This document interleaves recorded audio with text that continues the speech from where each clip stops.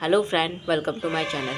हमने कल डिस्कशन किया था आनुवंशिकता के सिद्धांत के चैप्टर के बारे में। मैंने उसमें बताया था कि कल किस टॉपिक पे डिस्कशन करेंगे। आनुवंशिकता क्या है, मानव आनुवंशिकता क्या है, गुणसूत्र, डीएनए, जीनोम, जीन, लिंग निर्धारण, इन सब चीज़ों के बारे में डिटेल से डिस्कशन करेंगे बताया था। तो आज हम बताते हैं कि आनुवंशिक क्या है, कौन सी शाखा है। तो जीव विज्ञान की वह शाखा जिसमें जीवधारियों की समानताओं एवं विभिन्नताओं का ज्ञान किया रहता है वो क्या कहलाते हैं, आनुवंशिक विज्ञान कहलाती है। आप आनुवंशिक लक्षण या वंशागत लक्षण किसे कह सकते हैं? संतानों में उनके माता पिता से प्राप्त लक्षणों को क्या कहते हैं, आनुवंशिक लक्षण कहते हैं या वंशागत लक्षण कहते हैं। तथा संतान में माता पिता से लक्षणों के वंशागत होने को क्या कहते हैं, वंशागति या आनुवंशिकता कहते हैं। इसके जनक कौन पूछा जाए तो ग्रेगर जॉन मेंडल हैं। इनका जन्म ऑस्ट्रिया के ब्रून शहर में 1822 में हुआ था और ये किसान परिवार से थे।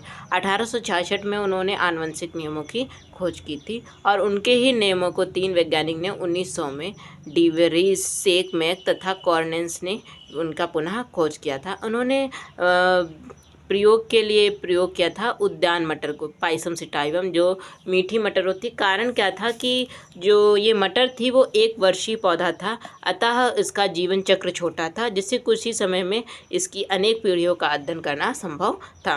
दूसरा पॉइंट था कि पौधों में पुष्पों में जो नर तथा मादा जननांग एक ही पुष्प में होते थे, अलग अलग नहीं होते थे, एक लिंगी।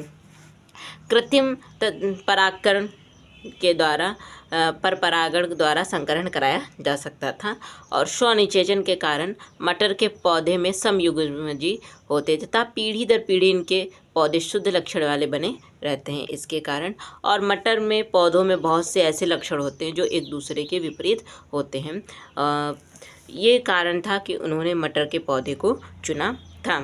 मटर के पौधे में कितने प्रकार, 7 प्रकार से लिए थे। उनका पहले बीज लिया, बीज का आकार कैसा बीज लिया, गोल लिया और झुर्रीदार लिया।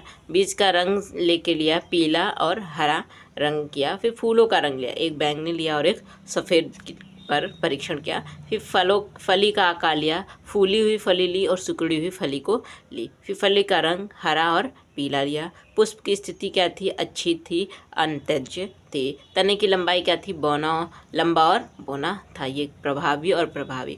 प्रभावी का मतलब क्या है, वैसे लक्षण जो अधिक मात्रा में प्रदर्शित हों प्रभावी लक्षण होते हैं। अप्रभावी लक्षण जो प्रभावी लक्षण की अपेक्षा कम प्रदर्शित हों वो अप्रभावी लक्षण कहलाते हैं। उसके कुछ उन्होंने 3 नियम इसी बेस पर दिए थे। प्रभावी और प्रभाविता का नियम बताया और पृथक्करण का नियम बताया और स्वतंत्र पिहोन का नियम बताया था।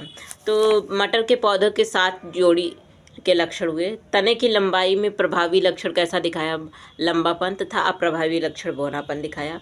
पुष्प की स्थिति कैसी थी, अच्छी थी और अग्रस्त थी। फली का रूप कैसा था, चपटा और सिकुड़ा हुआ था, मतलब संकीर्ण था। फली का रंग कैसा था, पीला और बैंगनी रंग लिया था। इसमें एक संकर क्रॉस भी कराया और द्विसंकर क्रॉस भी कराया। द्विसंकर क्रॉस स्वतंत्र अपिहोन में होता है और एक संकर क्रॉस हमारे पृथक्करण नियम में होता है। तो कुछ इसकी शब्दावली हैं जिसके बारे में हम डिस्कशन कल करेंगे। शब्दावली में आपको बताएंगे एलील क्या होता है, होमोजाइगस क्या होता है, हाइब्रिड क्या होते हैं। हाइब्रिड का मतलब होता है कि जैसे ये हमारे पेरेंट्स हैं, एक इंडियन है और एक फॉरेन है, जो उनकी संतानें उत्पन्न होंगी वो कैसे उत्पन्न होंगी, हाइब्रिड, मतलब इंडियन और फॉरेन का मिक्सअप उत्पन्न होंगी। तो यही क्या कहलाएगा, हाइब्रिड कहलाएगा। Thank you for watching.